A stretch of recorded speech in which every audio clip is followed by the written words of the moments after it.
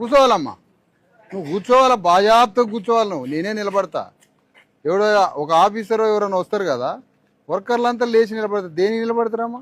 నాకు ఇప్పటివరకు అర్థం కాలే. ఇప్పుడు నేను తెల్లగుడ్డలు వేసుకొని వచ్చిన, నువ్వు బర్రని లేచి నిలబడుతూనే ఉన్నావు. దేనికి నిలబడాలా? నీ పని గౌరవం నీకెంత గౌరవం, నా పని గౌరవం నాకంత గౌరవం. నీ పని కలెక్టర్ చేస్తాడా? మాట్లాడాలా? కలెక్టర్ చేస్తాడా నీ పని? ఎంఆర్ఓ చేస్తాడా నీ పని? ఎంఆర్ఓ పని నువ్వు చేస్తావా?